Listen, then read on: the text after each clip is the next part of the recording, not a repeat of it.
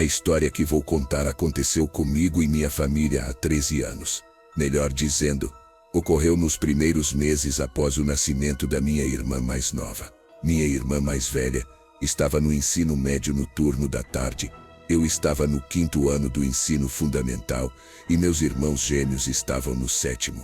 Os horários escolares diferentes permitiam que nos revezássemos para cuidar da minha irmãzinha e da minha mãe, que ainda estava debilitada após o parto. Meu pai sempre trabalhou na construção civil e na alvenaria. Devido à falta de trabalho e aos baixos salários na cidade e arredores, ele teve que buscar emprego em outros estados. Isso se tornou ainda mais urgente quando minha mãe engravidou. Naquela época, meu pai trabalhava em Pernambuco, por isso não pôde estar presente no nascimento da minha irmã. Por questões financeiras, ele só conseguiu conhecê-la quando ela já tinha 15 dias de vida, em uma das visitas surpresa que ele costumava fazer e que sempre nos enchiam de emoção. Naquela tarde, minha mãe, por alguma razão estranha, deixou o quarto onde dormia com minha irmãzinha e nos pediu que subíssemos até a laje para ver se minha irmã mais velha já estava voltando para casa. Naquele momento, ouvi o som característico da porta de entrada se abrindo. Era um barulho inconfundível, pois a porta era de madeira com uma lâmina metálica e sempre arrastava ao ser movida. Pensei que meu pai tinha chegado e, empolgado, corri até a entrada para verificar. Eu queria ser o primeiro a vê-lo, recebê-lo e ajudá-lo com suas coisas. Meus irmãos e eu sempre competíamos por isso. No meio da empolgação, esquecemos um detalhe importante. Minha irmã recém-nascida estava completamente sozinha, sem ninguém por perto. Só nos demos conta disso quando já era tarde. No caminho, percebi uma sombra escura no quintal. Embora o local não estivesse bem iluminado, aquilo se destacava na escuridão. Um medo intenso me percorreu e, sem pensar duas vezes, corri de volta para o quarto, tomado pelo pânico. Quando cheguei, minha mãe também estava entrando apressadamente, como se soubesse que algo ruim estava acontecendo. Tudo aconteceu muito rápido. Lembro-me de ver uma silhueta agachada aos pés da cama onde minha irmã dormia. Parecia observá-la fixamente. A figura se virou para nós quando entramos. Minha mãe gritou, repreendendo o que quer que fosse aquilo, como os cristãos costumam fazer. Sempre seguimos o cristianismo em casa. Então o batismo não acontece até que a pessoa tenha consciência e escolha fazê-lo. Isso é diferente de outras religiões, onde o batismo serve como proteção para a alma de um bebê contra o mal. Ouvi minha mãe gritar para aquela coisa, dizendo que ela tinha sido astuta ao nos tirar do quarto, mas que seu plano havia falhado, pois quem estava conosco era mais poderoso. Tudo aconteceu em questão de segundos. De repente, senti uma rajada de vento forte sair do quarto e imediatamente, minha mãe e eu corremos para fora. Das plantações próximas, ouvimos algo se movendo entre as espigas de milho. Olhando com atenção, vimos uma figura escalando uma mangueira. É difícil descrever comunidade. Aquilo parecia humano, mas sua forma se contorcia, transformando-se em uma espécie de réptil do tamanho de uma criança pequena enquanto subia. Quando chegou ao topo, ficou imóvel, nos observando entre os galhos. Meus irmãos estavam descendo da laje quando tudo aconteceu. Eles afirmaram que ouviram uma voz cantarolando uma canção, o que os deixou hipnotizados até que os gritos da minha mãe os despertaram. Naquela noite, não conseguimos dormir. No telhado da casa, ouvimos passos e, de vez em quando, o som de algo que parecia um peru, mas com um tom muito mais grave. Esse tipo de perseguição não foi a primeira nem a última. Em outras ocasiões, quando subíamos para esperar minha irmã mais velha, víamos à distância uma bola de fogo que aparecia e desaparecia entre as árvores próximas à casa. Atualmente, minha irmã tem 13 anos, é rebelde, como muitas meninas da sua idade, mas algo que preciso mencionar é que desde pequena tem sido perseguida por esses seres. Ela já teve encontros com uma mulher que aparece na casa quando está sozinha, entre outras experiências que, se me permitirem, contarei em outra ocasião. Espero que essa pequena história contribua com o canal e peço desculpas se minha escrita não for das melhores. Nunca imaginei que eu seria uma dessas pessoas que acabariam deixando um comentário em um desses vídeos com minha história, mas aqui estou. Isso aconteceu em fevereiro do ano retrasado, e depois do que vivi, percebi o quanto é comum que babás passem por experiências estranhas. Cheguei para cuidar de Alessandra, porque seus pais eram conhecidos de uma família com quem trabalhei durante vários anos. Eles se mudaram e não precisariam mais de mim, mas antes de irem, me recomendaram em suas redes sociais. Foi assim que, com essa recomendação, cheguei àquela casa, sem dúvida a mais bonita em que já tinha trabalhado. Na verdade, era a casa mais bonita em que eu já tinha entrado até então. No dia em que cheguei, quem me deixou entrar foi a moça responsável pela limpeza. Ela já estava me esperando. A família estava prestes a chegar. Enquanto eu me sentava, ouvi algumas notas de uma linda melodia no piano. Então a moça que me havia recebido entrou na sala novamente e me deu um sorriso nervoso, talvez porque eu tivesse percebido que ela estava tocando. Talvez ela não tivesse permissão para fazer isso, não sei, mas logo saiu, me deixando sozinha. Aproveitei esses minutos para andar um pouco pelo primeiro andar. O piano estava maravilhosamente lindo no centro da sala principal, mesmo para mim que não entendo muito de instrumentos musicais. A família chegou e eu voltei a me sentar no sofá onde haviam pedido que eu aguardasse. Todos entraram e a primeira coisa que a mãe fez foi trancar a sala do piano. Era evidentemente algo importante. Talvez por isso a moça da limpeza estivesse tão nervosa. Comecei a trabalhar no fim de semana seguinte. A família fez uma viagem de alguns dias e depois disso, apenas a filha voltaria para casa. Eu teria que cuidar dela no sábado e no domingo. Achei estranho, mas a remuneração era excelente. A menina era muito séria e quieta, mas extremamente educada. Durante todo aquele sábado, ela não me deu o menor trabalho. Ela terminou as tarefas pela manhã e passou o resto da tarde lendo. Achei muito estranho ver isso em crianças nos dias de hoje, ainda mais porque ela lia livros bastante avançados para a idade dela. Às 8 da noite, antes mesmo que eu falasse algo, ela já estava no quarto se preparando para dormir. Perguntei se precisava de algo, e ela respondeu que apenas um pouco de água, mas que poderia descer para pegar. Eu disse que não era necessário. Ela agradeceu e colocou os fones de ouvido conectados a um iPod antigo, daqueles bem pequenos da primeira geração. Até isso, me chamou a atenção e desci para buscar a água. Enquanto enchia o copo, perdida em devaneios sobre como seria crescer em uma casa assim sem nunca precisar se preocupar com problemas financeiros, ouvi algumas notas de piano vindas da sala. Primeiro fiquei surpresa, depois irritada. Achei que a menina, que parecia tão comportada, tinha descido até a sala sem permissão em vez de esperar pela água. Fui até lá para dizer algo, mas a porta estava trancada e as luzes estavam apagadas. Devo ter ouvido errado. Pensei e subi para verificar se Alessandra ainda estava no quarto. Lá estava ela, e quando me aproximei com a água, ela tirou os fones e me agradeceu. Percebi que o volume estava muito alto e avisei que aquilo poderia prejudicar seus ouvidos. Isso me ajuda a dormir, respondeu sem dizer mais nada enquanto colocava os fones novamente. Achei estranho, mas com todas as instruções tão detalhadas que os pais dela haviam deixado,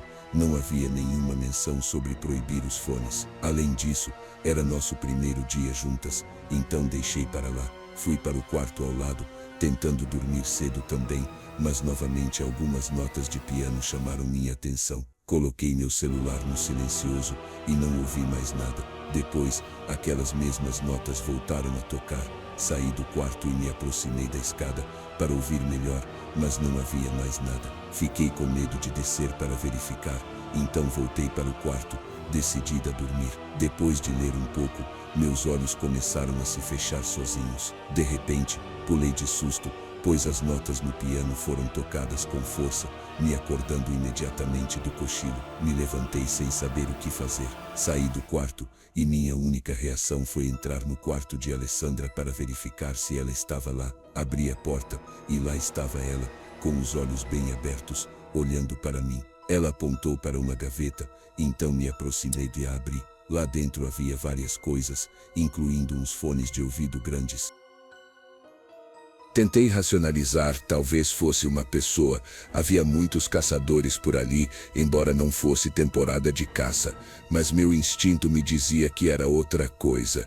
A figura estava ereta, e era quase da minha altura e parecia estar agachada atrás de um dos álamos.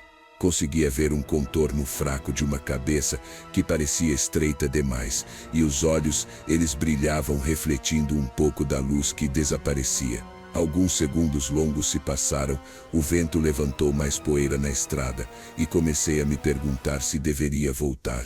Mas em vez disso, alguma coragem ou tolice me fez aproximar a bicicleta mais um pouco da cerca.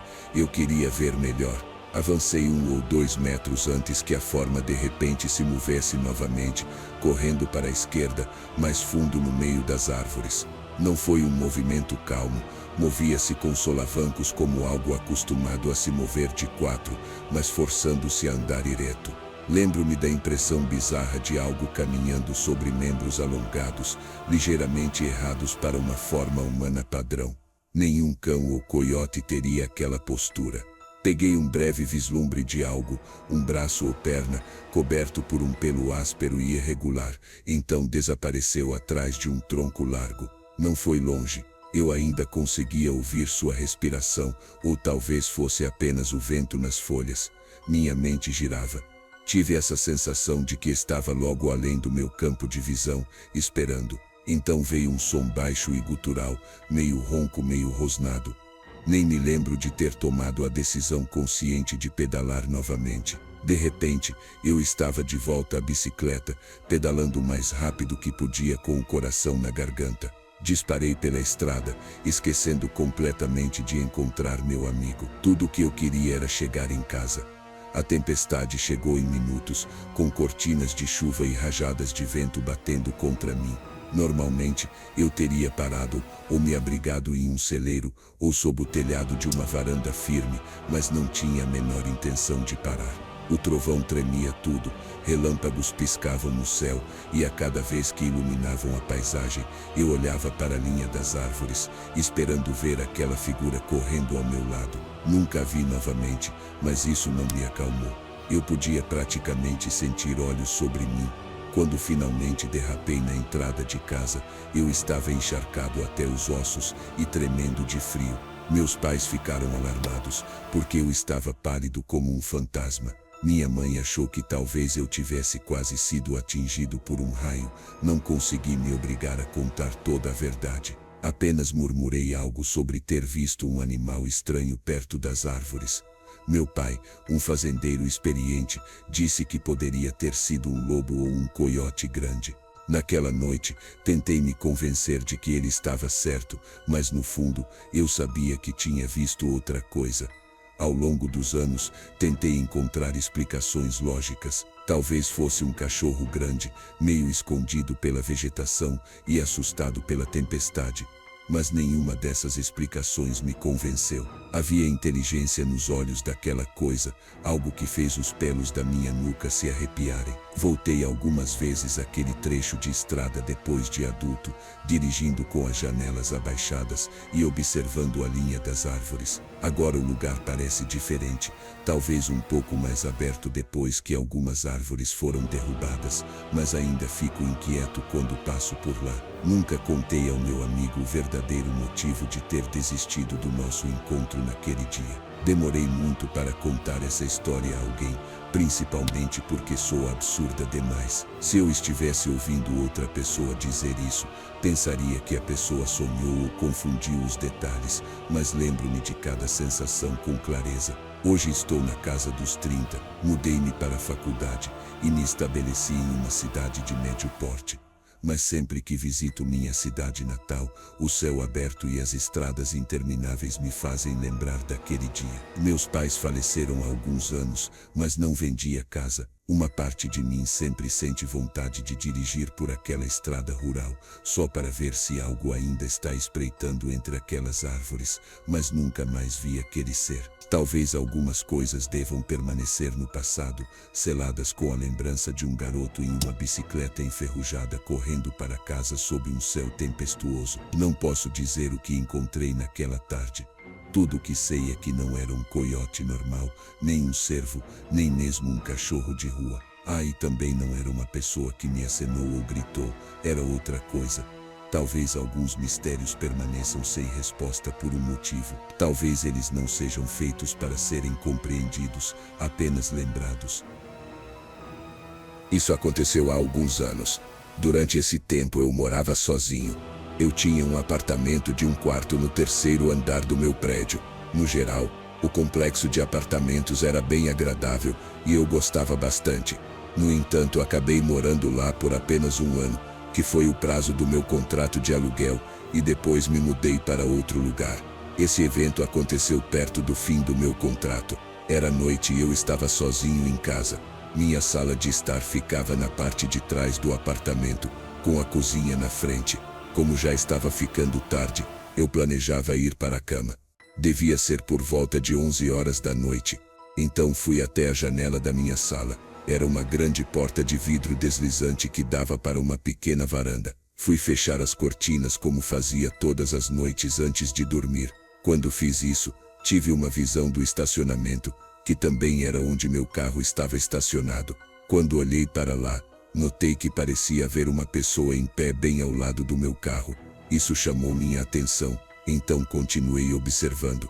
Percebi que era um homem, e ele parecia estar mexendo no meu carro. Vi que ele tentou abrir a porta, mas o carro estava trancado. Depois o vi olhando pelas janelas e fazendo outras coisas. Abri a porta de correr da varanda e saí para ela. Então gritei para o homem que aquele era o meu carro. Quando fiz isso, o homem olhou para cima e me viu. Eu esperava que ele parasse o que estava fazendo e fugisse. Depois de me encarar por alguns momentos, gritei novamente, perguntando o que ele estava fazendo. O homem não respondeu. Na verdade, ele não disse nada. Ele apenas continuou me encarando por mais alguns segundos.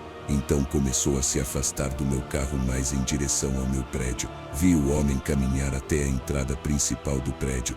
Depois ele saiu do meu campo de visão. As portas não estavam ao meu alcance visual, então eu não sabia se ele tinha entrado no prédio ou não, mas parecia que sim. Achei isso estranho, porque se alguém estivesse tentando invadir um carro, eu não esperaria que morasse ali. Eu imaginaria que fosse alguém de passagem ou algo assim. Eu fiquei aliviado que ele não entrou no meu carro nem nada do tipo, mas fiquei um pouco desconfiado dele estar no prédio. Eu não reconheci o cara, mas também não conhecia muitas pessoas que moravam no apartamento. Voltei para dentro, fechei as cortinas e comecei a me preparar para dormir. Provavelmente uns 2 minutos depois, ouvi alguém tentando abrir a porta do meu apartamento. Fui até a sala de estar e olhei para a porta. Estava trancada. Depois de alguns momentos de silêncio, fui olhar pelo olho mágico. Vi o mesmo homem que estava lá fora, perto do meu carro. Não abri a porta, mas continuei observando. Ele ficou lá na porta por um curto período de tempo. Então ele bateu nela. Eu não respondi. Claro. Depois o homem se virou e foi embora. Fiquei com muitas perguntas. Quem era aquele cara? Por que ele estava no meu carro? E por que agora estava na minha porta? Naquele ponto eu apenas fui para a cama. E depois disso só vi o homem mais uma vez. Cheguei em casa do trabalho uma tarde. Estacionei meu carro no estacionamento e depois entrei no prédio. Quando fiz isso, entrei no elevador para subir para o meu andar. Logo depois de entrar, vi o mesmo homem aparecer. Ele estava caminhando pelo corredor e se dirigindo ao elevador. O homem estava um pouco longe, mas depois que me viu, começou a andar mais rápido, quase correndo, tentando pegar o elevador antes que a porta fechasse, mas ela acabou fechando antes que ele conseguisse. Enquanto a porta se fechava, imaginei ter visto algo em suas mãos, algo como um canivete fechado, coisa desse tipo. Subi para o meu andar e entrei rapidamente. O homem não voltou à minha porta nem nada do tipo. Morei lá por mais uns 2 meses depois disso e nunca mais vi aquele cara. Eu sou uma pessoa muito tranquila e às vezes acabo não vendo a maldade nas coisas, mas acho que naquele dia escapei de morrer. O lar dela, que antes era acolhedor, agora parecia sombrio e vazio. Minha irmã também estava abatida e mais cansada que o normal. Naquela mesma noite, enquanto jantávamos, ouvimos um barulho alto vindo da cozinha. Ao verificar, encontramos uma das janelas quebrada e no chão havia um monte de terra com folhas secas. Não conseguíamos entender como aquilo tinha acontecido. Limpamos tudo e tentamos seguir em frente, mas ambas sabíamos que algo estava errado. Uma vizinha nos aconselhou a procurar Dona Lena, conhecida naquela região por sua sabedoria em questões espirituais. Contamos a ela o que havia acontecido. Após ouvir com atenção, Dona Lena afirmou: "Isso não é coincidência. Alguém tem inveja de você e está usando energias para você." Ela nos pediu que levássemos qualquer objeto estranho que encontrássemos e que evitássemos confrontar Graciela diretamente. Dona Lena também fez uma limpeza na casa de Maria e nos deu um frasco de água benta para borrifar nas esquinas da casa à noite. Por um tempo as coisas pararam. Maria começou a recuperar seu ânimo e Arthur, embora ainda distante, aceitou conversar com ela. Contudo, esse alívio durou pouco. Uma noite, enquanto dormia, minha irmã teve um sonho perturbador. Uma velha entrou em seu quarto, a agarrou pelo pescoço e sussurrou palavras incompreensíveis ao seu ouvido. No dia seguinte, ela acordou com marcas de dedos em seu pescoço, como se realmente tivesse sido estrangulada. Isso nos levou de volta à casa de Dona Lena, que agora parecia mais preocupada. "Os sonhos são avisos, precisamos agir rápido para protegê-la", disse ela. Dona Lena nos deu amuletos de proteção e recomendou acender velas brancas todas as noites. Além disso, pediu que evitássemos qualquer contato com Graciela, pois isso poderia agravar a situação. Apesar de nossos esforços, a situação piorou. Uma tarde, enquanto eu estava sozinha na casa, senti que estava sendo observada. Ao olhar pela janela, vi Graciela do lado de fora, rindo que nem uma idiota. Saí para confrontá-la, mas ela havia desaparecido. Quando contei a Maria, ela decidiu que já tinha suportado o suficiente. Cansada de viver com medo, foi até a casa de Graciela no dia seguinte e, sem rodeios, perguntou por que ela estava fazendo tudo aquilo. Graciela, longe de negar, respondeu: "Maria, você vai perder tudo. Não sou de briga", mas após apontar o dedo na sua cara, a situação pareceu escalar de maneira alarmante. Embora Maria tentasse evitá-la depois do desentendimento, Graciela fez questão de deixar claro que não iria parar. Elas se cruzavam constantemente, e sempre que isso acontecia, Graciela lançava comentários maldosos, ou simplesmente a olhava com um sorriso debochado, como se estivesse se deliciando com o desconforto que causava. Com o tempo, as coisas começaram a se tornar mais pessoais. Graciela parecia ter um objetivo claro e começou a se aproximar de Arthur. No início, ele ignorou os avanços de Graciela, mas ela se mostrava persistentemente amigável, sempre aparecendo nos lugares onde ele estava, tentando ganhar sua confiança e atenção. Quando Maria soube disso, tentou conversar com Arthur para alertá-lo, mas ele considerou tudo um exagero. Então, um dia, sem aviso prévio, ele parou de responder às mensagens de Maria. Ela tentou ligar para ele, buscá-lo pessoalmente, mas ele sempre encontrava uma desculpa para evitá-la. Pouco depois, Graciela colocou o relacionamento sério nas redes sociais. Ela havia conseguido seduzir Arthur. Além disso, passeavam juntos, e Graciela não perdia a oportunidade de se aproximar de Maria apenas para humilhá-la. Viu Maria? "Você é pouca mulher para alguém como ele", disse uma tarde no mercado. Mas para a surpresa de Graciela, Maria não reagiu como ela esperava. Em vez de parecer ferida ou com raiva, minha irmã simplesmente a ignorou. Acreditamos que esse desprezo foi um golpe para Graciela. Ela esperava que Maria ficasse mal por isso. Decidida a mostrar que era superior, Graciela começou a exibir uma versão exagerada de sua relação com Arthur. No entanto, o que Graciela não esperava era que ele, sob o feitiço que ela mesma havia lançado, acabasse se tornando obsessivo por ela de maneira doentia. No início, ele se mostrava completamente devotado, mas com o tempo, essa devoção se transformou em ciúmes extremos e comportamentos possessivos. Arthur começou a questionar cada movimento de Graciela. Ele a seguia por toda parte e exigia explicações por coisas insignificantes. O que antes parecia um relacionamento perfeito tornou-se um pesadelo.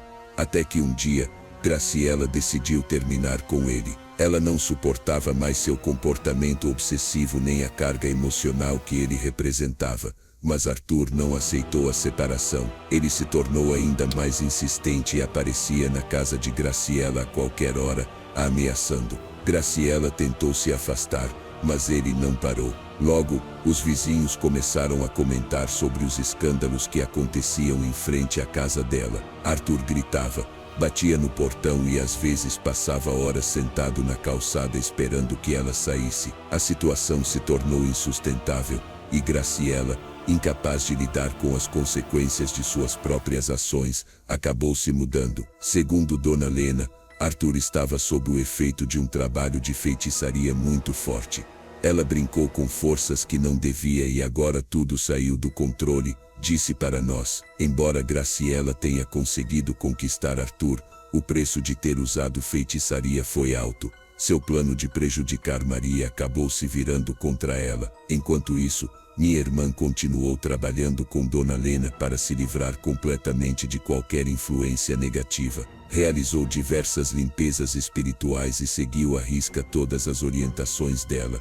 Aos poucos, começou a se sentir mais leve, como se um peso invisível tivesse sido retirado de seus ombros. Embora Arthur e Graciela fizessem parte de um capítulo sombrio de sua vida, ela conseguiu deixá-los para trás e seguir em frente. Esse episódio ensinou-lhe que a inveja e o rancor podem ser armas perigosas, mas também que a força e a resiliência são as melhores ferramentas para superar qualquer obstáculo. Até hoje, minha irmã evita falar de Graciela, mas às vezes, quando nos reunimos em família, não podemos evitar recordar aquele tempo de caos e aprendizado. E embora a história tenha tido um final feliz para minha irmã, fica sempre como um alerta: não devemos brincar com o desconhecido.